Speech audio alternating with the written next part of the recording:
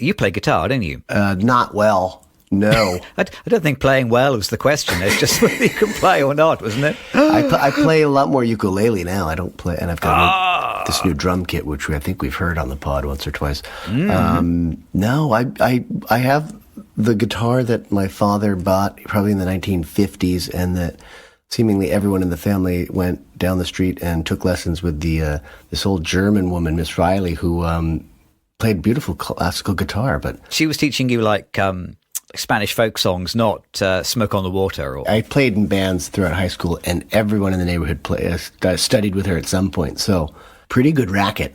But yeah, and a lot of them came out playing electric a few months later, and yes, they played Smoke on the Water, but I don't think it came directly from her, not directly from the source. It seems so perfect that the lady who was teaching guitar had a pretty good racket. That's what all the high school bands ended up making, wasn't it? And you play some guitar, I think. Rachel bought me an electric guitar for my birthday a good few years ago, and I even have like a nice big orange amp downstairs. Fantastic. And the amp goes enormously, ludicrously loud. I daren't turn it up higher than 1. What? What about 11? You never take it up to 11? I'm a full 10 below maximum. For fear of upsetting the neighbours or the people who live 4 streets away.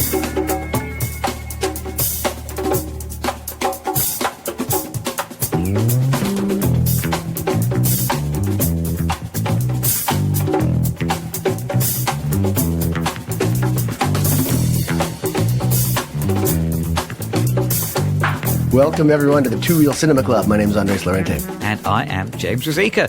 Every episode on the Two Real Cinema Club, we watch a new movie and we watch an old movie, and we try and compare A with B.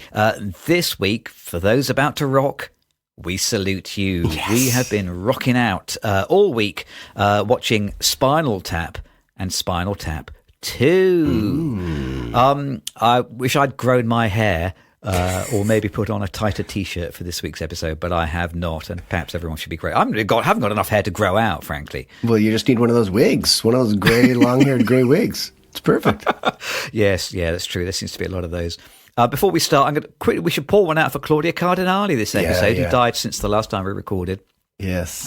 Who was star of Once Upon a Time in the West, which was our favourite film in the Film of the Year show last year. So this episode for her. So we have watched Spinal Tap, the new episode, wittily titled The End Continues. And I feel a little bit like, because we're doing them in the way that we always do them, new film, old film, we're kind of doing them in the wrong order, because these are definitely films to watch: old film, new film. In fact, I'm not sure whether there will be people going to see the new film who do not know the old film, which may possibly be one of its problems. Oh, good question. Yeah. To a certain extent, you're just pleasing an old audience, and very old. These two films are very far apart chronologically. I don't know. Yeah, I agree. I hope it does get some people to go back and look at the old film. It was a huge part of my youth, so I was so excited to embrace The End Continues, which is a great title. I love that. My understanding is that this new film has largely arrived because of a rights dispute. Oh. So my understanding is that Michael McKean, Christopher Guest, and Harry Shearer, they have been annoyed for something like 40 years over not really being paid appropriately or getting what they feel is their appropriate share of the rights to the kind of the ongoing cult success that was Spinal Tap. Yeah. And so only fairly recently they have been able to acquire the rights, form their own Spinal Tap company, and then make a sequel, which I think they've been wanting to make for some time, to which they then retain the rights and which they get the profits from. So I think this film has largely arisen through contractual disputes and business obligations. And which side of the dispute is Rob Reiner? Is he the enemy? My understanding is I think it's pretty much all the creative people involved in the original film are the people who feel wronged over it, I think. Well, I figure, it must have been a very low-budget film originally. Yeah, the original was made for $2 million, I think. And then went on to be quite huge. So,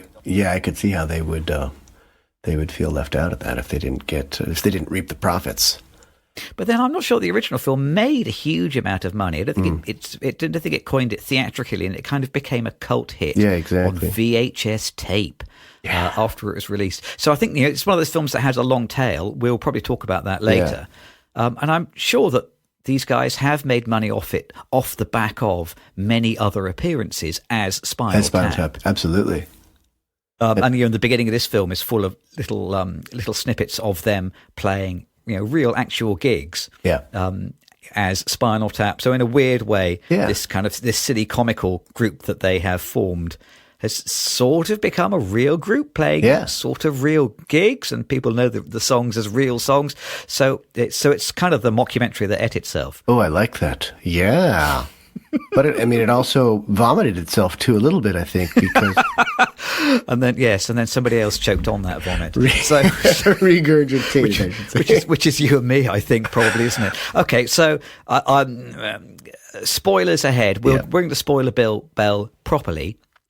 Largely, I think the critics have not taken very kindly to Spinal Tap 2, and I'm not sure that I am very inclined to disagree with them. Are you? I was so excited to see this film, as you can imagine, and I thought the trailer was very good. So they got the 7 to 12 moments that they needed to make a great trailer, and then I'm not supposed to use the word fleshing out anymore. It is kind of disgusting, but it doesn't flesh out so well. In the case of Spinal Tap, I think you can say something is fleshing or not.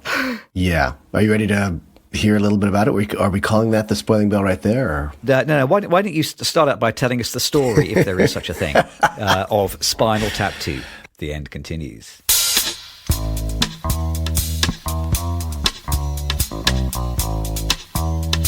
Well, there's a screenplay that is credited to everybody. Harry Shearer, Mike McKean, Christopher Guest, and Rob Reiner. Rob Reiner directs. A couple of guest appearances, which I will spoil right away. Paul McCartney and Elton John are probably the biggest cameos. It's been unbelievably 41 years or more since we last saw Spinal Tap on the big screen, and much has changed. Nigel Tufnell is a cheesemaker and guitar store proprietor in the same brick and mortar structure. So you can either get a guitar or some cheese, or trade a guitar for some cheese, or trade some cheese for a guitar. David St. Hubbins scores murder podcasts. Everyone's a podder now, aren't they? Jeez. So you can't have a good idea on your own, can you? He puts the music to that and plays in a mariachi band. Boy, we've been talking about mariachis. We've been talking about pods. We've got connections to these guys, and we're yet younger. Derek Smalls somehow earns a living operating a glue museum, but it's his dabbling in a dubious cryptocurrency. Aren't they all dubious? And getting investments from his old bandmates that drive them all to ruin. A cover of Big Bottom by Garth Brooks and Trisha Yearwood has gone viral, and Tap is back in the rock and roll sphere.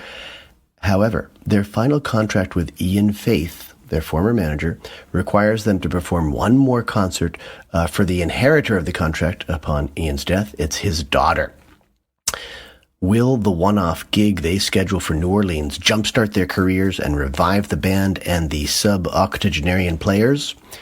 Will they find a drummer brave enough to join them in what is a life-threatening venture for drummers?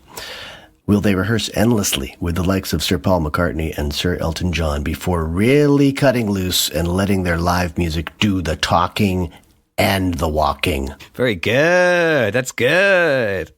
Yeah. Initial impressions. I feel like I've said this about a number of films we've watched on the pod recently.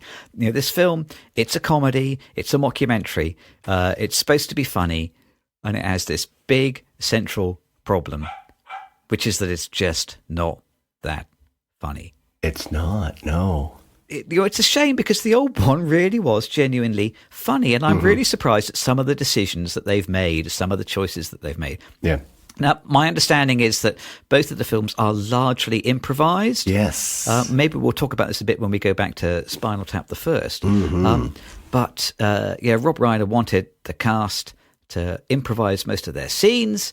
And not only that, but also I think he generally likes to use the first take. to get the freshest reactions and like the most authentic responses. Yeah. And and that may be possibly what the problem is. Because, I mean, honestly, the synopsis you've just given, I think, is funnier than the actual film. I mean, so Nigel Tufnell, he works in a cheese shop, sort of exchanging cheese for guitars. And that sounds mildly amusing when you say it like that. But when you see the sketch play out, it's just not very funny. Yeah. One of them works in a glue museum, and you kind of think, "Oh, that sounds quite funny" when you suggest it, and then you actually see the scene in the glue museum, and it's just not funny. There's no spark. There's nothing funny happens. Only the very most obvious dull things. I mean, it's just not very funny, and it makes that mistake again and again and again. I agree. I found it very sad. And the actors, I don't know how much makeup was involved, but they looked very old. And I think the wigs, the hair pieces, the beard pieces, everything makes it even worse. So it's sad. Well, that's life though, right? Tragedy and comedy together, the two masks. But I don't think you intentionally put on a mask to be funny. It looks sad. I think all the performers in here are good. Yeah. We know that they can do funny stuff. Yeah. I mean, Michael McKean, is probably better known these days from Better Call Saul, I suppose. Yeah. He was a recurring character. Harry Shearer has done great out of The Simpsons over the last 30 years. Yeah. Christopher Guest, you made a whole bunch of other funny mockumentaries, funny guy. We know that he's funny, but they just can't quite make it work this time around. Nina Conti, who is she is Nigel Tufnell's girlfriend in the cheese shop. I'm sorry, I used to gig with her. Oh. So she's a UK comic. She had like this ventriloquist act with a monkey glove puppet, which was like, kind of like a bit rude and a bit saucy. Yeah. And she's a very funny woman. She's very good. But this film doesn't play to her strengths. She's not. Just not funny in this. And I know that she is funny, but in this she is not. She makes like a number of FaceTime calls, doesn't she, to Nigel Tufnell? Yeah. And all of these FaceTime calls, they're all sort of the same. That she said, "Oh, hello, how you doing?" Or somebody died. Yes, in the cheese shop. And it's like, exactly. And it's like, is this the best that they could come up with? They kind of repeat this gag like 2 or 3 times, and I suppose the idea is that it's to do with it's the idea of exploring mortality, isn't it? And the band kind of getting together, but realizing, these are our kind of twilight years. What do we want to be remembered for? But none of it's really capitalized on. It's not really funny, and it doesn't really sort of feed the plot. No. And so everything ends up just being a little bit dragged out and unfunny. And that is the cardinal sin of comedy. Yes, I agree with you. Inexcusable. And especially if you've had 41 years to think about it, and you've got fans who've been, I haven't been waiting. I never thought there would be another Spinal Tap film, but that's a 41-year spread there. You'd think, oh boy, it's going to be dynamite. Especially because they've learned so much along the way, and they've made so many other films, all of them. So you would think, yes, it's going to be gold. And the moments of gold are very few and very far between. And I agree with you. I think the number one for me, and I'm just offended by this as a screenwriter, is that there's no script, which is like, it's inexcusable. I love comedy. I think you can take off from a script that's already there and, improvise a little bit and flesh it out. But that doesn't happen here. I don't feel like there's any foundation to stand on other than the Spinal Tap name and the rough idea of the characters and the contrivance that, okay, now they're later, so it's going to be funny because they're old people still gigging, and it just doesn't hold up. There's nothing to hold it up. So yep. Write a script. It's not going to hurt you. Imagine that it does feel like a lot of sketches that are just kind of stitched together, and some of them just not funny. That scene about Nigel learning about customers that are dying at the cheese store in his absence. I wrote why. I wrote it's not explained, and then I just wrote funny ? Because I couldn't figure out if that was funny or not. I didn't think it was funny, but I thought maybe I don't know the joke. What's going on? But as a result of not having structure, like there's this one moment, I figured it's about 10% of the film where they're rehearsing in the studio and they're sort of setting up this Paul McCartney cameo. And they end up playing Cups and Cakes with Paul McCartney. But it's this massive waste of time. I mean, it's, as I said, I think it's about 8 minutes. The film is 83 minutes long. And, Paul McCartney holds his own. He does a pretty good job. But, if you're occasionally you're bringing in people who are not improvisers and not professional actors. And I think that's really where, in those moments, it really stands out. Like, they really don't have a story. There's really nothing happening here. And the song comes off well enough, but the live music is what carries this film. I mean, the actual hits and the concert moments, and they all happen really at the end of this film. So it takes a long time to get there, and we've talked about this even with The Complete Unknown last year. I mean, the reason that film is great is because it knows the music is going to carry the film. They did a great job with the music.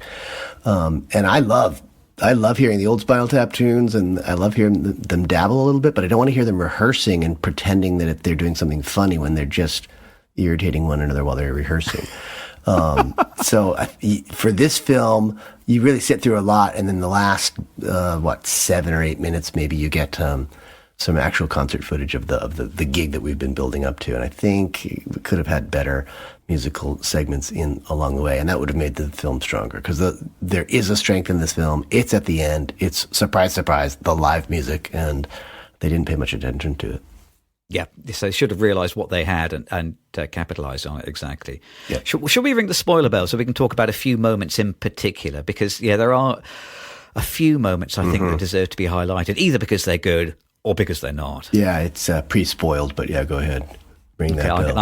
I'm gonna drop an enormous polystyrene bell down from the ceiling here, and then flailingly you miss it 4 times. It will make a much fart. Hilarity ensues. Will it make a fart sound though? That's the question. No, that's funny. Always. So, they have kind of tried to introduce some new characters. I mean, one of the films that I was reminded of by this film is Bill and Ted Face the Music, the third Bill and Ted film. I don't know whether you've seen that. No, I didn't go on that adventure. Which is it's actually surprisingly good. A little bit hit and miss, but they acknowledge that the characters are much older, and there's some genuine, heartfelt, moving moments in it, and it comes to a very satisfying emotional climax. Bill and Ted Face the Music, but in that film, so they have the 2 protagonists from the old film, and now they're kind of sort of late middle-aged older men, but they have children. And so the story was sort of expanded with a fresh generation. And I think that's kind of sort of what this film could have done with some new, interesting characters to freshen it up. And they have tried to introduce some characters. So there is the daughter of the manager, so Hope, who now sort of inherits their contract. And then they bring on this guy who is a Simon Cowell figure, who is very originally called Simon Howell. It's so incredibly on the nose. So they've tried to inject some new characters, but neither of those characters is particularly funny, and neither of them is particularly used to much advantage. No. Chris Addison is basically just playing the same usual kind of slightly grumpy, arrogant and officious person that he plays in all of the scenes that he appears in anything. What you're left with then is some new material, some new attempts, but all the best gags in the film are literal replays of some of the gags from the original. So about the only times when I really smiled or chuckled in the film was when we got some clips from the original film, and I enjoyed those. And I think once you've reached that stage where you're putting in clips of your old film and recognizing that this is the best material you've got, that really should ring alarm bells. Yeah, it's a little bit ironic because, and I should save this for the synthesis, but I'll say it now. I think the old film is great because it uses invented old clips, right, from earlier in their careers. And this film sort of could have done that a bit more. I think that, or made new old clips to put in. Yes, I think that would have helped it a lot. And instead, it's it borrows a few scenes, but it's mostly trying to work on its own, present day bits, and they just don't work. So I would have liked to have seen more clips. They could have inserted the entire first film into this film, and then you might have had some funny bits. I mean, they could have just put some more effective staged clips of what happened between 1984 and today. There's very little of that. It doesn't even need to be old clips, just clips filling in the gaps. Yeah. I mean, there are a couple of funny moments. I like the idea that that Harry Shearer's character has been promoting like his crypto coin, and is it Bruegel coin, something like that, which is just so kind of crazy and stupid. That kind of rather appealed to me. That was probably about the comical apotheosis of the movie, though. Yeah. And I came out at the end thinking, well, even I in 5 minutes can think of some amusing scenarios which are cleverer and more entertaining than a cheese shop and a glue shop. Yeah. It's like, I feel like, surely one of them should be teaching guitar at a primary school. Yes. I mean, then you'd have like a whole bunch of interesting scenarios, and this idea of, those who can't do teach, and coping with kids, and that would have been a much more amusing scenario, I think. Or one of them should be homeless under a bridge. Yes, why not? Or some of them should be like like an angel investor in a weird tech startup. Or one of them should be selling online courses or wigs and hair pieces, or like there's loads of interesting things that they could have done, which I could think of in a couple of minutes. Yeah. Which I think are probably more interesting and offer more dramatic potential, more comedy potential, I think, than what they came up with. I mean, in the same way, like even the cameos that they come up with. So, I mean, there are a few literally phoned in cameos. They kind of they FaceTime with is it Lars Ulrich or whatever? Is he the drummer from Metallica? There's Ulrich's in there. Questlove is in there. Right, okay, yeah, exactly. But like these people didn't even turn up to the studio. They just FaceTimed a little. I mean, I was thinking, are we watching War of the Worlds again? People literally FaceTiming in their contributions. It was the drummer gag too, right? Which was kind of well played in the first film. It gets played a little bit more here too. The constantly dying drummers, and then they do bring in a new character in the Dee Dee Crockett character, who's a woman drummer. To hold down the band, but that gig and that gag have sort of passed already. Yeah. And to have it even phoned in, again, that's a fairly significant amount of this film is the whole drummer gag. Yes, it is, isn't it? Mm-hmm. I mean, like the cameos that they do manage to get to turn up in for real. It's Elton John and Paul McCartney. Yeah. And both of those were kind of has-beens in 1984 when the first film came out. It's like, really, that's sort of part of the problem of the whole movie. The joke about Spinal Tap, the original movie, was that these guys were has-beens. Yeah. And now we've got another gag about 40 years on. Yeah. They're has-beens. You go, oh, well, no, that was the gag from the first film. Yeah. So you're just saying they're has-beens plus another 40 years. That's not, this is not a new idea. Yeah. We have not taken any new steps here. This is just the same as before, but less funny. And surprisingly few old person jokes, too. There are no canes or walking sticks or hearing aids or deaf moments or there should be reading endless glasses. prostate gags. You could have gotten a little bit of humor out of that because that would have been appropriate, but it is almost as if they haven't aged and haven't matured. They're still playing, I think, the 1984 type personalities too. I mean, there's not much. Yeah, they are. Not that you're looking for a lot of character growth in what is basically a mockumentary, but they feel very similar to the same characters of 40 years earlier. I agree that the promise of the premise is that last 10 minutes. And we're kind of waiting for like some proper concert footage. And, it's just sort of disappointing that the concert footage that we get in the end is actually pretty truncated. We get 4 lines from 4 or 5 different songs rather than getting to enjoy an entire song. Yeah, I wrote down 4, Hellhole, Heavy Duty, Rock and Roll, Majesty of Rock, and Stonehenge. Right, okay, yeah, but there we go. We get some little bits. And I think Elton John's on the stage for all of those. I think he's basically one of their sit-in keyboard piano players for that gig.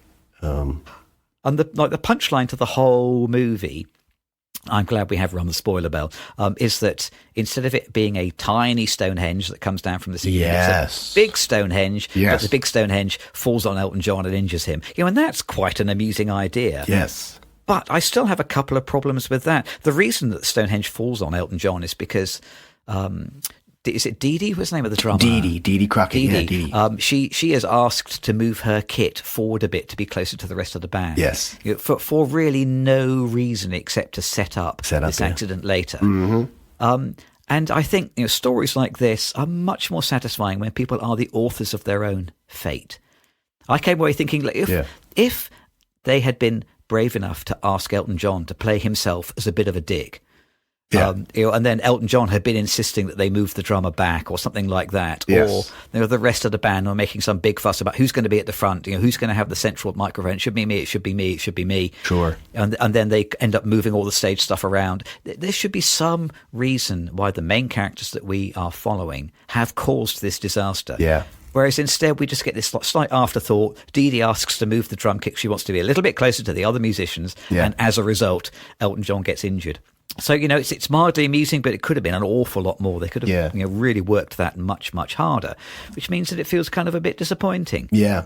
I was thinking they were going to pay off the long-standing gig or setup of going to 11. Like I figured, okay, he's going to turn his amp up to 11, and that's going to be enough to shake down Stonehenge and collapse. And I was something like that it's a legitimate payoff, I think. Obviously, it's a different story, but it seemed very lame. Yeah, she just moves it forward, and that was just enough, maybe a foot or two. Her drum kit is closer to the band, and that ends up being the collapse of Stonehenge. It's all kind of, it feels like a series of missed opportunities, doesn't it? A lot of funny people in one place, but not quite enough funny stuff for them to do. Yeah, I think they also rehashed the sort of obligatory friction between David and Nigel from the first film. It's always a woman getting in between them, and here David thinks that Nigel's had sex with I couldn't tell if it was the current wife or the wife from 40 years ago who's now a nun. Yeah. And it's in this film it gets resolved even faster. I mean, in the old film it's pretty fast, but here he just goes out for a walk in the French Quarter. He's reminded of his bonds with Nigel when they were young and making music as a duo. He sees these buskers on the streets of New Orleans, and he goes right back, and they have the show. And it's very weak. It's the same friction. It's just sort of this invented friction, and it's the same friction from the first film. And then thankfully, that takes us right into the show, and the music starts happening. And that set is short, but it's pretty sweet. I mean, that was when I was laughing the most, was when they started playing the music again for real, not the rehearsals. And there is this kind of funny one-off line in there earlier because Simon's character says that rehearsals are being a massive waste of time or something like that. He's trying to market the show, and they're rehearsing, and he says it's a massive waste of time. And I thought, that's exactly what the whole Paul McCartney scene was. It was a waste of time. And even the Elton John rehearsal scene, probably just a waste of time. So they finally get to the music, and those last few minutes I loved. But you sit through probably an hour, 75 minutes, nearly an hour and a half before we get there. So the payoff it's very short. A little bit sweet, but very short. Yeah. Oh, it is a shame. I was a little bit surprised to see more cameos not turn up. I was Christopher Guest is married to Jamie Lee Curtis, isn't he? And I was kind of expecting her to turn up. She's a very funny woman. Yeah. I was kind of slightly surprised that she didn't come in and chip in. She was the one who should have been the cheese shop girlfriend. Probably, I think there probably would have been a little bit more chemistry there. For sure. It's a shame. It's a shame. Now, what did you think about the ending where you're watching the credits, there's some interviews during the credits, and then Dee Dee Crockett chewing on a nut that's been set up. She's eating nuts throughout the whole film, and then finally she's choking on a nut. I thought it was mildly amusing and should have cut much sooner. Yeah. So I think I would have enjoyed that gag much better if she was confidently telling Marty DeBurgi, "Oh yeah, I eat healthy. I think I'm going to be fine." Yeah. Chokes on a nut. Cut after a second and a half. Yeah. We don't need to see her then kind of choking, and then we try the Heimlich maneuver and all that. No, not necessary. The very best gags are the ones where you tell the gag and you get out immediately. Yes. Keep so it subtle. It was fine. Yeah. But I think she's a little bit shortchanged as a character, isn't she? Oh, definitely. Her character is enthusiastic and gay. Yeah. And they don't really kind of capitalize on either. This is very weird sort of story moment where Derek Smalls kind of in a admirable burst of self-confidence, suggests, why don't we go away and have some hanky-panky? Yeah. And she kind of weirdly tells him, I'm very flattered, but and is not able to tell him, get away from me, you weird 75-year-old beardy man. Yeah. And instead has to kind of very quickly cut to, look, here's my girlfriend. The reason I don't want to have sex with you is because I'm gay and not because you were being extremely inappropriate. Yes. So it felt like a bit of a kind of a cop out, and an extremely underdeveloped character moment as well. Yeah. That felt like a setup for another gag, which then never materialized. Yeah.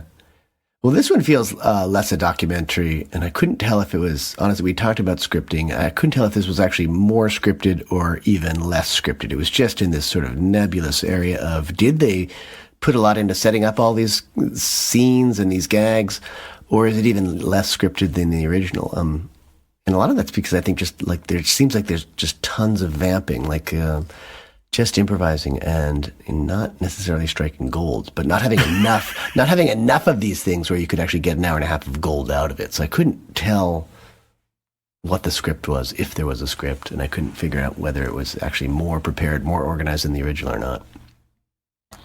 I tell you what the whole film reminds me of is for 2 or 3 years I ran a comedy club on Charing Cross Road called Cool Eddie's. One night, just a bit of a sort of promotional event. So we had like special nights. And one night we had martial arts night. And the idea was that I got some clips from old martial arts movies, and we would turn down the sound and improvise the dialogue over the top. And so like one of the other comedians was like really keen to do this, but I thought, fantastic, brilliant. So I said, come around to my place and we'll watch the scenes that I've selected, and we'll kind of have some think about what might be happening. Mm-hmm. And he was saying, no, I want to do it completely fresh. I want to just watch the scenes as we do it live, and that'll make it fresher and funnier. And I was a little bit skeptical of this, but set it all up, put the telly on the stage. Invited the comedian up to join me. We started the tape and completely fell flat on our faces because these things are much harder than they look. Yes, absolutely. And I think a bit of preparation is what you need. Yeah. And this felt like the 84-minute version of that same story. They'd sort of set up some funny stuff. Here's a cheese shop. It's got some guitars hanging on the. Now go be funny on the wall. What about could be maybe we'll use the guitar strings as cheese wires or something like that. There'll be lots of funny stuff. Yes. It'll be great. And then when they actually came to do it, no one could really think of anything. And maybe exactly like you say, you need a script. Yeah. Maybe script a scene, do the scene, and then leave the camera running.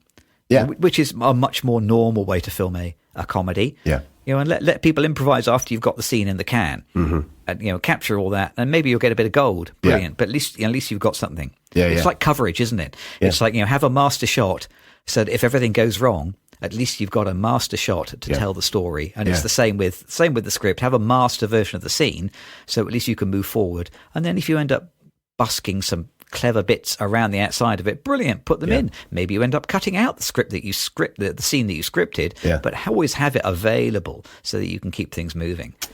I hope they're listening to you, because you're giving golden advice right now.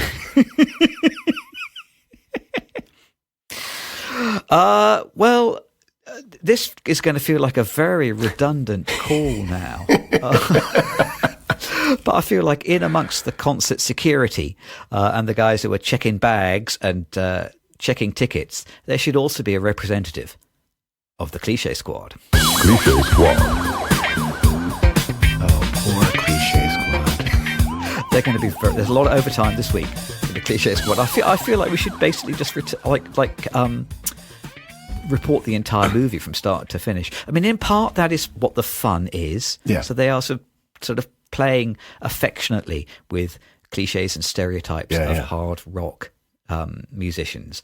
But I would hope that they would do something a little bit more inventive and clever with it and the scenarios than they have in this. Yeah. One thing that I've already mentioned one of mine, which is gay drama. I'm not saying gay drama is such a cliche, but so the idea of somebody being LGBTQ and that becoming like the crux for your the crux for your gag. That feels like a really, really sort of a pretty slightly painful 1984 cliche that probably shouldn't really be in this film from 2025. The only other one I wrote down here specifically was there's a moment where Chris Addison as Simon Howler has made a model of a rock and roll museum. Oh yeah, and the musicians they look at this and they say, "Oh, but it's tiny." Basically, they do the gag from Zoolander. You know, what is this? A museum for ants? It's almost what they say. Yeah, and I couldn't believe that they were going to use that gag and then leave it in the film. I feel like it's the moment you produce a model of a building. Yeah, anybody who's seen a film in the last 30 years will think of that gag from Zoolander. Is this a school for ants? Yes. So going down that same road seems like a mighty, well-worn cliche these days, and it's a dangerous direction to take. Yeah, and it's a great example of how this film actually is. It's a cliche. There are cliches that dine on the cliches of the earlier film. Because that's exactly the Stonehenge gag from the first film, is you get the miniature Stonehenge. Yes. So they're just dining on it yet again. And yeah, of course, like for me, sex, drugs, and rock and roll, big cliche, and it's just kind of reworked here. The interband intercourse from the last film where there's some infidelity, we think, between Christopher David St. Hubbins, Christopher McKean's, Michael McKean's character, and Nigel. It's Janine is the manager in the earlier film. I couldn't tell if that was the wife they were talking about. I was confused about that, or if it was a later wife. But there's just this cliche that even when you see like the behind the music documentaries about bands, it's almost a real life cliche in those documentaries, and it's just kind of this lingering cliche into the second Spinal Tap film from the first. So it's interesting because it just kind of uses its old cliches. Some of them seem like they almost invented them because they're so old now. But yeah, it doesn't move the project. It doesn't move the film or the characters anywhere forward. So it kind of just gets tied down to some of its old gags and its old tricks. Yeah, the hair, the wigs. And boy, I mean, Harry Shearer has this. He's shaved his beard, or it's probably just a glue-on beard. The guy works in a glue museum, so you think he probably has the glue to it. He's shaved it from right through the chin, so that his his jowls, I guess, are just kind of hanging there. He felt like a turkey. He talks about being a preserved moose in the first film. He looks like a turkey, and it's just, it's because they're doing the hair thing. They're trying to the long hairs and wigs, cliches of the hair bands of the 80s that kind of Spinal Tap sort of became at that point. So they're just, they are. It's full of cliches, sadly. And, they could be funny. Some of them are occasionally, I guess smile worthy, but not laugh out loud worthy. So, smile worthy, smile comedy. Yes. Oh dear, that is a great excuse for comedy which is not funny. I'm ready to move on. I don't know if you are, but let's move on. Why don't we have a break? Why don't we shave off our glued-on beards? Maybe quickly have a perm and a crimp, and then return newly coiffed up to talk about the original and the better. Yeah. This is Spinal Tap.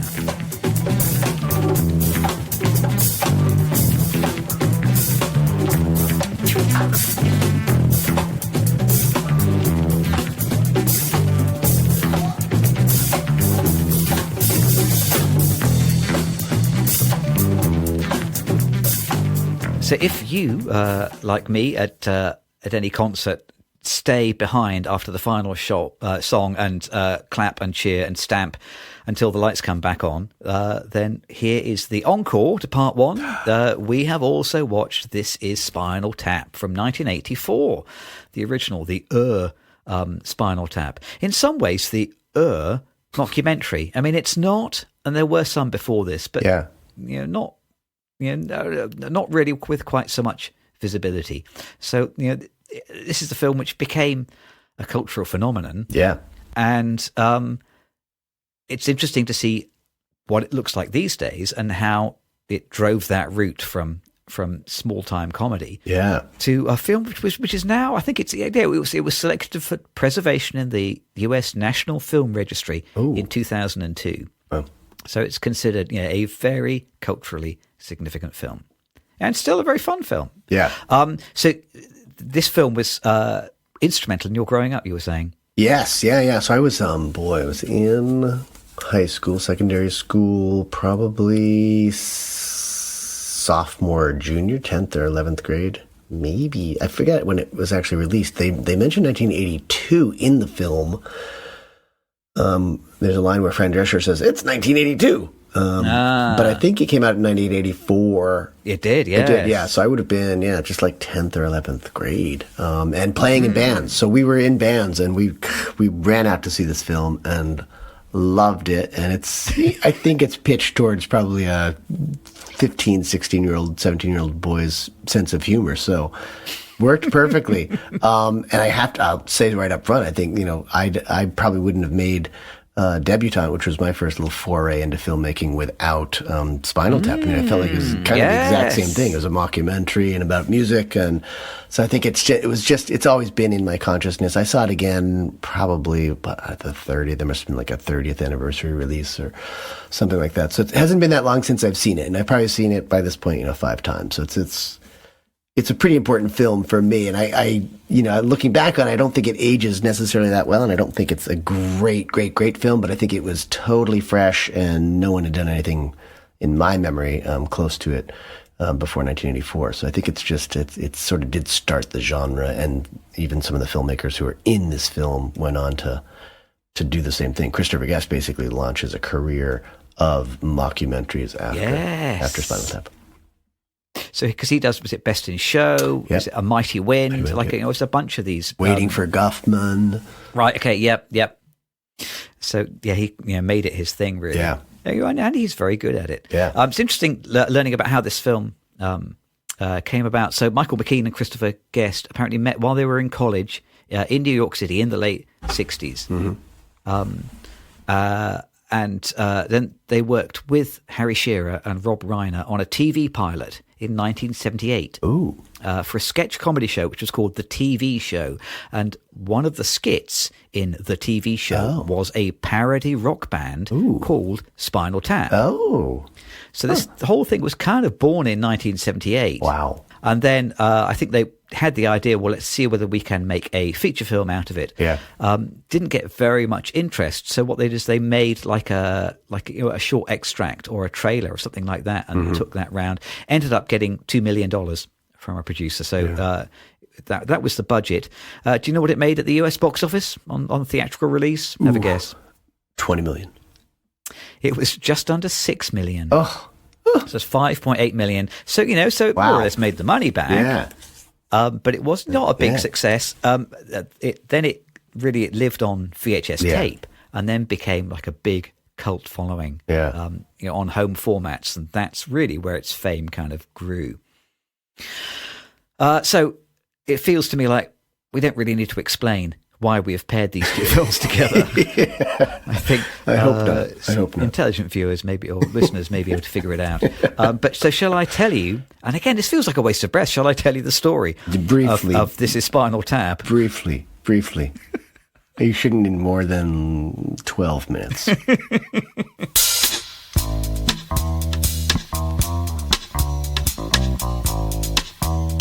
This 1984 rockumentary sees director Rob Reiner play director Marty DeBurgi, following British hard rock band Spinal Tap on a disastrous tour of the US to promote their 15th album, Smell the Glove, while at the same time filling in details of the band's past and giving a fly-on-the-wall look at their tensions and controversies. Will the tour be a success? Will the drummer survive? And will the band split up? Or will they keep on rocking? Yes. They'll be rocking 40 years later. Yes. Continue to rock using the same riffs, in fact. So this film wasn't like the absolute first ever mockumentary. In some ways, the Orson Welles' War of the Worlds radio was a similar sort of thing, wasn't it? I think this is heavily based on, I don't know whether you've ever seen it, the Ruttles' All You Need Is Cash, which is like a British sort of film, I think largely by Eric Idle, so one of the Pythons, which is like a spoof of the Beatles. That's like a 78-minute, I think, UK film, which covers very similar ground to this, I think. Yeah, very UK. We wanted to watch it desperately as kids, but it was, this is the 70s, early 80s. You couldn't get stuff from I bet, especially something that rare. So we had the record, we had the album. I think it's called Meet the Ruddles was the album, and I loved that, and it made me laugh hilariously. And then I don't think to this day I've seen the film, so I'm going to put that on my. It was on British television, fairly regularly actually when I was growing up. So I feel like it was, probably on every 6 months or so. This film then ended up inspiring, like a whole generation, I suppose, of mockumentary films. So Best in Show we've already mentioned with Christopher Guest, but things like Borat. All those Sacha Baron Cohen films are very largely in this tradition. This is what birthed almost all of them. And the big difference, I guess, between the original This Is Spinal Tap and the new one is that, that first one, it was funny. I made a few general comments here, which is simply it's some good comedy, properly memorable gags. And the cast has like proper rapport, real kind of freshness, authenticity, I think. Apparently, I think Christopher Guest was really worried after they shot most of the scenes that the fingering on the guitars was not authentic enough for a lot of the concert footage. So they ended up going back and shooting a whole bunch of cutaways where they were appropriately playing guitar to match the music. Oh, wow. So I think they were really concerned about actually seeming like a real proper band. And these guys can really play. And I think that makes a big difference, doesn't it? Absolutely. And, the characters, they are kind of stupid, but they're not absolute morons. They are kind of portrayed fairly affectionately. I think, the actors do love the thing that they are parodying. And it casts its net really wide, doesn't it? So we get not only like the sort of the 60s or like the 80s band, I mean, because Spinal Tap are more or less Def Leppard, aren't they, when we see them? But we kind of got these flashbacks to the 1960s beat combo, and then they were like a 1960s psychedelic combo, and then they were sort of Black Sabbath. So we get like a whole bunch of different forms and genres, all these different forms that the band has been through, and we get to enjoy them all, a little bit like the Ruttles. So, the film is not long, but they really squeeze an awful lot into it. And I was explaining to a friend at work, we're doing Spinal Tap this week, and he said, have you seen the new Spinal Tap movie? Does it go up to 11? He asked me. It is such a phenomenon. I think when your film has become part of the cultural fabric of the day to day, that means you have a success on your hands. Yes, there's so many little lines like that too. Mime is money. When Billy Crystal says that for the caterers or mimes at this party that opens the tour. You know who the other mime is, don't you? It's Dana Carvey. Yeah, Dana Carvey. Yeah, which I did not realize until watching it this time around. Yeah, and like Bruno Kirby turns up as a limo driver. I didn't know who he was. I think first time I saw it. Fran Drescher. And Ed Begley Jr. is like he's the drummer in the 60s version of the band. Yes. It's almost, I had to look him up because I knew he was in the film and I didn't realize that was him. Just brilliant. Yeah, and I think for me the music and even it's the earlier music from the 60s and 70s when they start out as the sort of this folk band, they get into the blues and the psychedelia, and all of those little snippets are really cleverly done. I think they're using some historical footage and then sort of painting in their faces once in a while, but they get the sounds of the music right, they get the playing of it right, the whole atmosphere of the 60s and the early 70s. And that, I think that really enriches this film, and it doesn't happen in the other film. And I think that's a problem. But you get this exposition that you really need in the first film through like their career footage from television appearances and all that. And I think that really helps this film a lot. And again, when the emphasis is on the music, the film does not fail. Yep. So I love those bits, and that just made me. I think it was funny, but it was also really impressive because of the writing of those old songs and the playing of the old songs. That makes it a really impressive film, and you get to see some character growth. Honestly, I mean, which you don't really see in the present day films. Plus, I mean, so all the best bits from this film end up being reused in the new film, don't they? So the songs, which have been lovingly written and painstakingly parodied and constructed in this film, just kind of make a resurgence in the new film. It's not like they've now got a whole bunch of brand new material, even though they had 40 years to write it. And it's interspersed, right? Like we hear Big Bottom early on. It's really kind of one of the first big hits. And that's just a great tune and very funny. And again, a lot of the humor comes out of those moments. I love it when Nigel gets stuck on his back. He's playing a guitar solo the way the great guitarist do. He goes to the floor and he gets stuck. And I mean, I was laughing hilariously. It's just a stupid bit of physical comedy, but it's so funny because he keeps playing the whole time, and eventually a stagehand comes out and rights the ship. But that's a great moment, and there are a lot of funny moments that come out of that. Like, then there's another scene where Derek Smalls gets stuck in his. I think they're doing Rock and Roll Creation. Maybe he gets stuck in his pod. Yeah. Again, fantastic. And that song makes me laugh so much because it's just so obviously an ode to Baba O'Reilly, the Who song. It sounds just like they're doing the same things.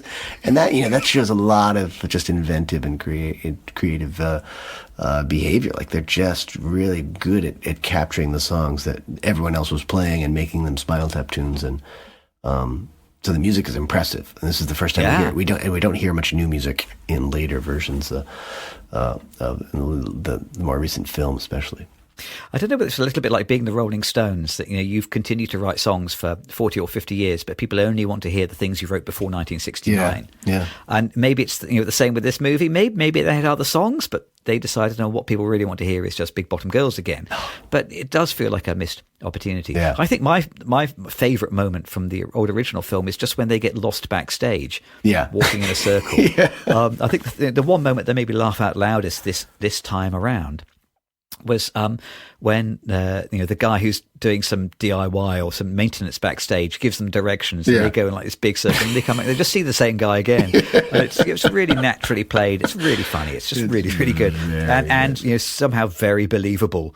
So it's apparently that's based on is it Tom Petty doing a very similar thing in a Tom Petty concert film. Yeah, probably. So it has that smack of authenticity again. It's it feels like the real thing. It's good. Yeah, I loved it. And again, I think the humor comes out of the music scenes, and that's something that it's just, and it comes out very naturally. I mean, the Stonehenge scene is just fantastic, and then sort of when they reflect on it in the dressing room, the tragedy that was the Stonehenge being 18 inches instead of 18 feet, and the whole scene on stage, it's just, that is funny. It's just funny. It starts being funny. I was laughing. I mean, you could hear me rooms away laughing for the whole song.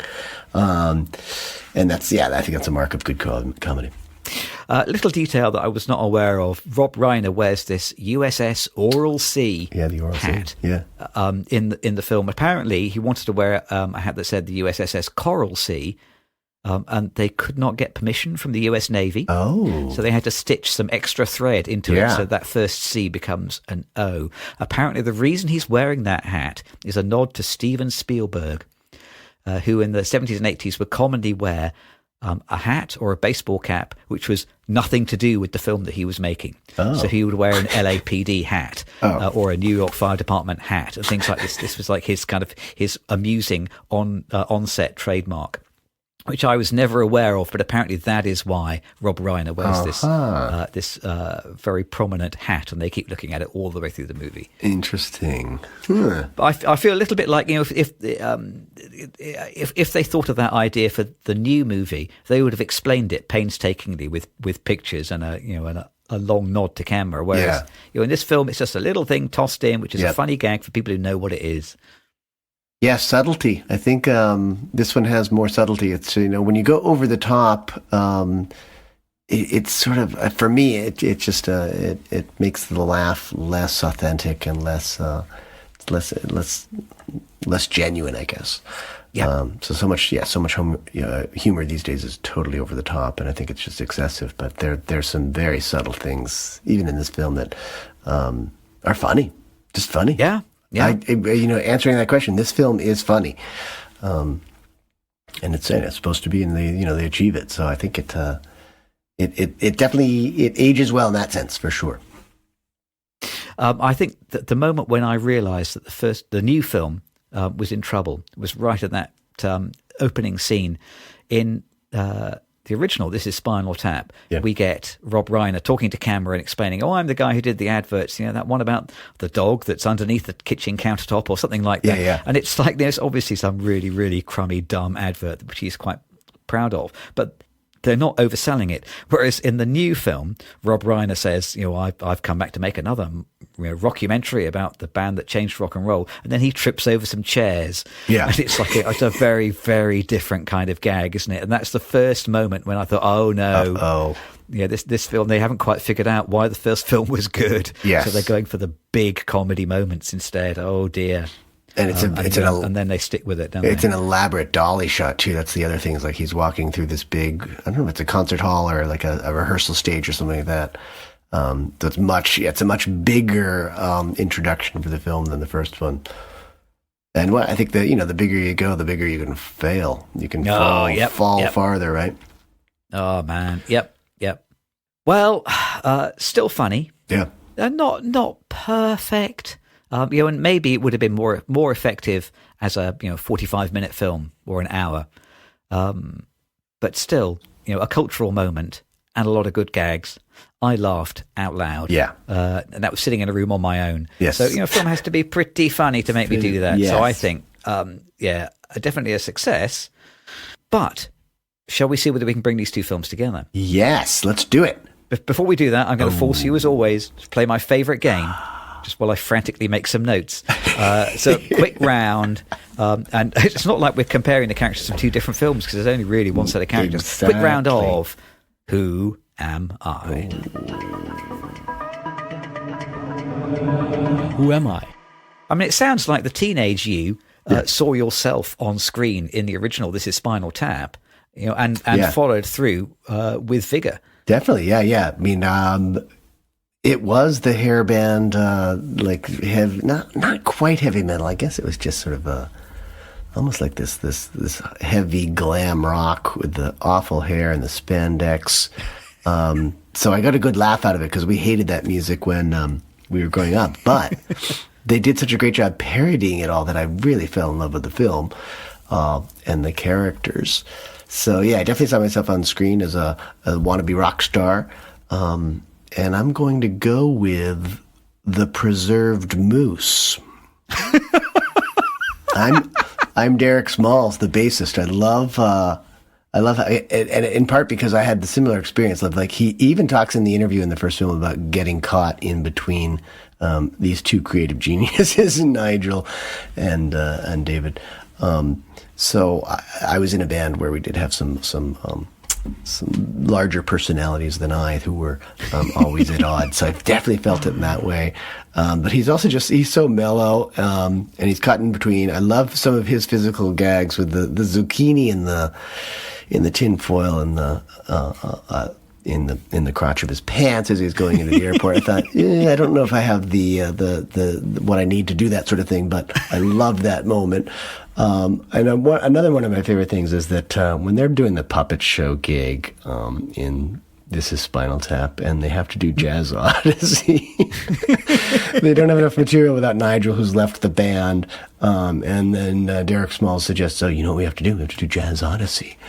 And then they're playing it on stage with Janine, the girlfriend, playing tambourine, and it's just this weird jazz. And people who come either for the puppet show or Spinal Tap are just booing them. And I love it when David St. Albans says, "This is Derek Smalls on bass. He wrote this." I love it. I love that line. So I think I'm Derek Smalls. I love that character. And he goes on later on to sort of liken himself to a preserved moose in that image. How about yourself? He is the one who was most successful with the ladies in these films. Yeah, he does very well, yeah. Exactly. He's got the attention of the ladies, and then he ends up in a glue museum. Who doesn't get some action when you're the proprietor of a glue museum? I did come away from both these films thinking I'm not completely sure that I'm that like anybody in these films. I think maybe if I identify with anybody, it was Ian Faith, the manager from the first film, only because having seen him carry a cricket bat with him everywhere, I can see the value of doing that. Yes. Just having a little bit of willow there to smash up a table just in case things aren't going well. I might do that in the future. I mean, I kind of wish I was Nigel Tufnell insofar as he can really play. Oh God. And I love those kind of screaming guitar solos. Yeah. I wish I could do that, but as we might have established earlier, I can't, and almost certainly never will. It's not if I'm never going to turn my amplifier up above 1. Right, we've promised we'll do it. Yeah. Let's see whether we can bring these two very differing, disparate films together.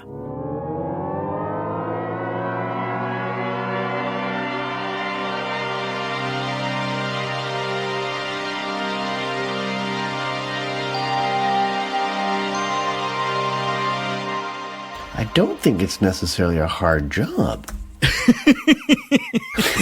Funny, their title, they have that in common, yeah. They've got a title in common. The same characters. Everyone is listed as co-writers on both films, which is bizarre to me. Same director. Both films open with the same director, sort of giving you the layout of the film. For me, go ahead. I was going to say this is part of why the second film doesn't really work, because it is so slavishly similar to the first film. Yeah. It just it doesn't really propel things forward. And as I said, I'd like to see some sort of character growth. I mean, I thought that scene of Nigel hitting the floor during the guitar solo when he's like 40 years old and not being able to get up, that could have been gold in the later film, where they just basically have to put him on a gurney to get him up, where he's just totally stuck that way and spends another week in that position on his knees or something like that. I mean, there were some obvious things I think that could have been, and it may sound ageist, but it would be funny, I'm sorry to say.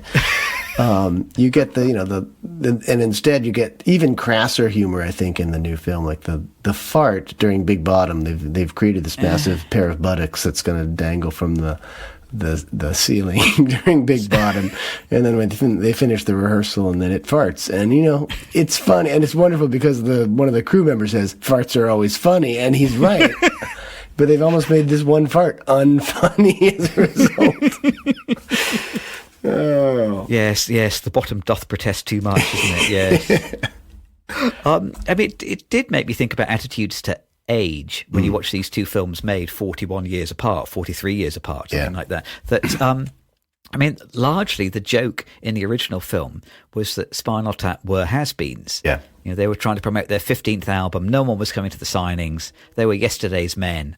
They'd been in, what was it called? Something like Look, Listen and Play or something like that, the 1960s black and white TV show. Yeah. They were historical figures in 1984, and painfully not happening. And that was, I suppose, what the film was trying to say about bands like Def Leppard, that they were, slightly rehashing rock music of the 1970s. Yeah. Whereas when we have the new film, they're trying to play the same gag again, but the world has changed and the characters have not. Yeah.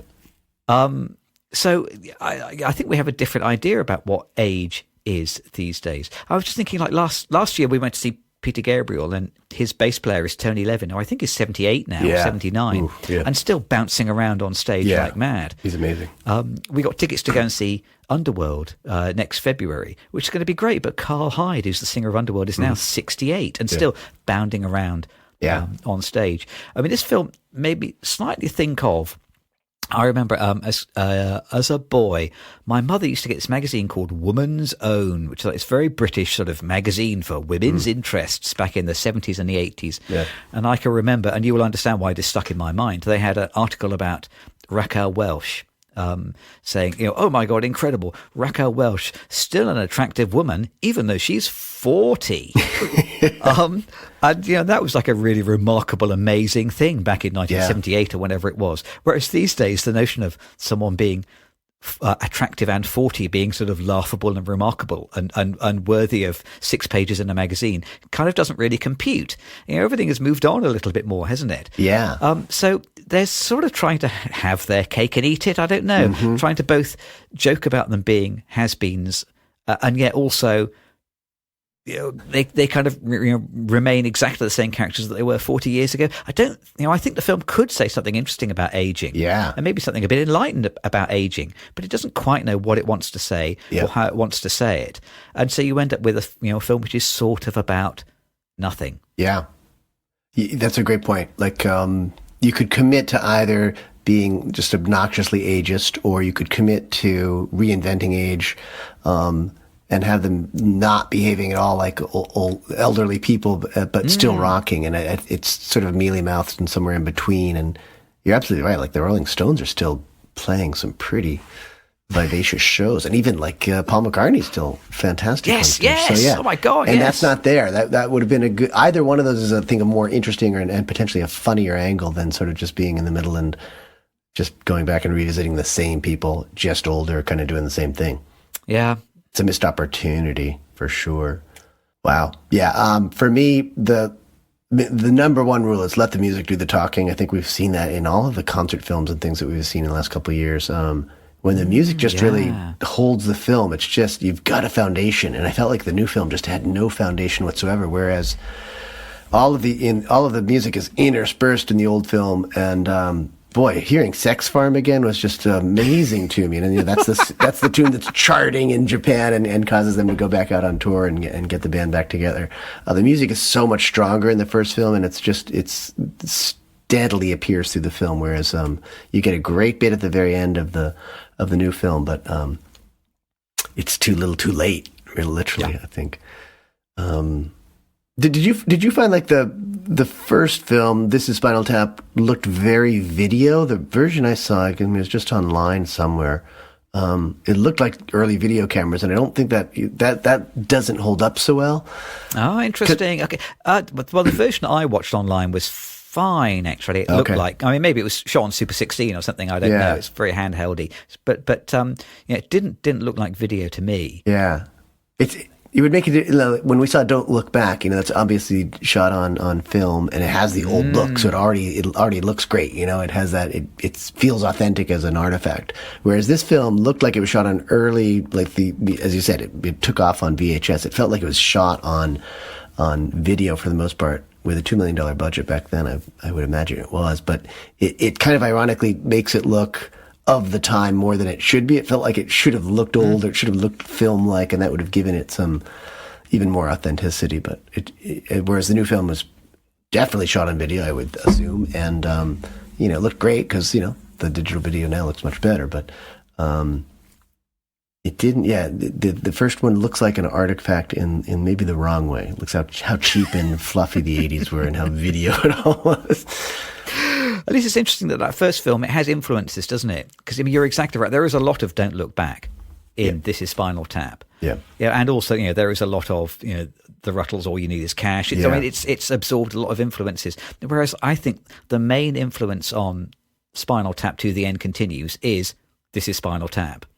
And it feels like they didn't do much research beyond watching their own film back again. It feels a little bit like the film almost denies that there has been any culture since 1984. Yeah.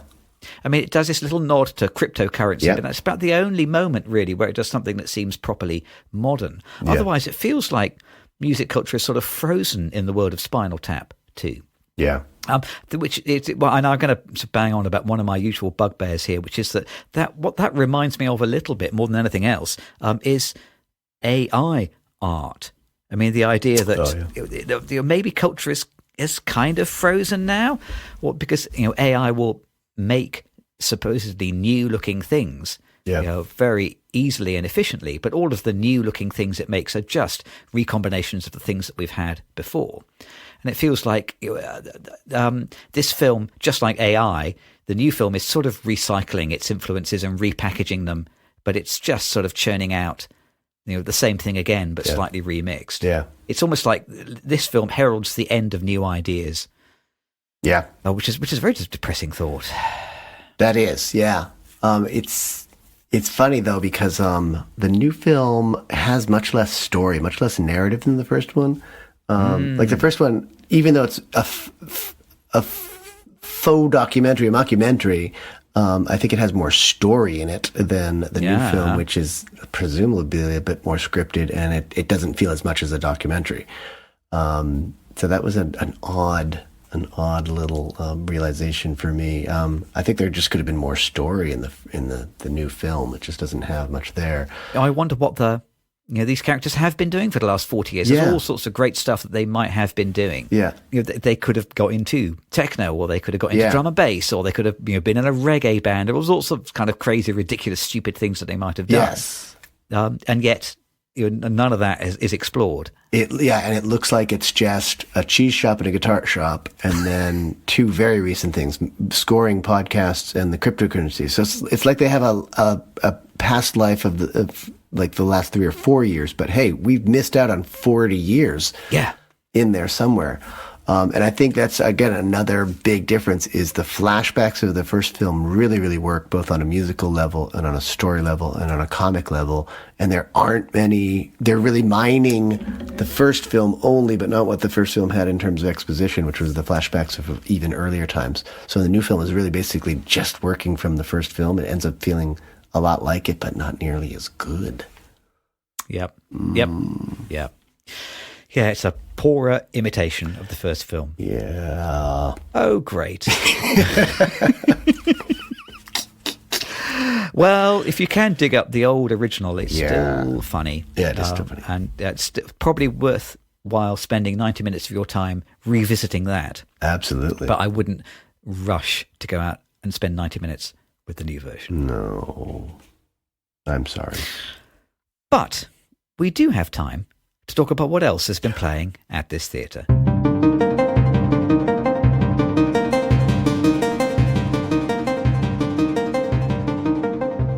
What have you been seeing? Well, Halloween has come early to our house this week, off the back of a trailer, I think, released for the Tokyo Game Show, for a new game which is going to star Sophia Lillis, who is a young actor who was in It. I went back and watched It, the 2017 Stephen King adaptation, which I had never seen before, and I remember it being sort of reasonably popular at the time. Never quite caught up with it. So watched that this week, and you know what? I had a very good time. Oh, good. It's very self-consciously Spielbergy. It's really reminds you of The Goonies. It really reminds me of Stranger Things. It is Stranger Things, the movie.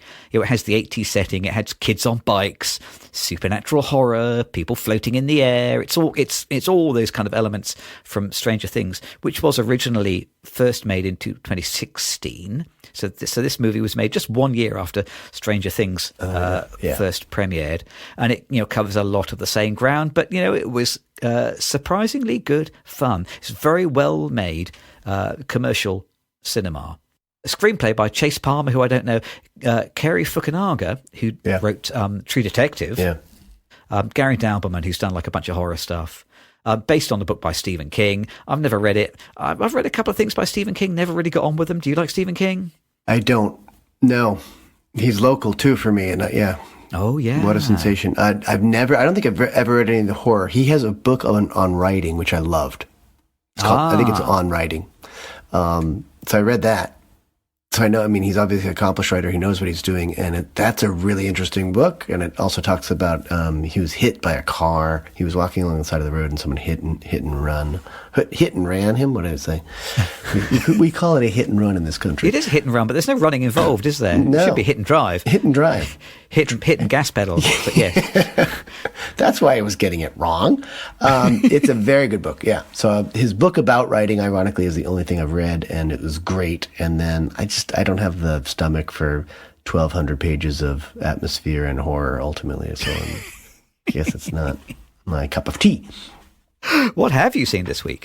I've seen the Studio. I don't know if you've heard about this. It's God, I want to say Netflix, but I don't want to advertise. Was it Apple TV? It might be. I don't really want to push any of these guys anymore. So it's great. An unnamed streaming service. Yes. Seth Rogan. I had heard that it just won these Emmys, and it's fantastic. It's actually really good filmmaking. It's about the film industry. It is funny. It feels like a real skewering of Hollywood. I highly recommend it. I think I'm really liking it. I think I've done 4 or 5 episodes. They're all very clever, but they're not necessarily. They're all kind of standalone bits. You could watch one of the episodes, and you don't need to remember something that's happened in an earlier episode. Really, the pilot's probably the longest one at maybe 48 minutes or something like that. But generally in 25 or 30 minutes, they do a fantastic job. And there's just all this tremendous filmmaking going on at the same time. But you could have it go unnoticed because the comedy is so good and the setups are so good. So I'm highly recommending The Studio. Yep. Nice. So we have seen some good things this week. Yeah, definitely, yeah.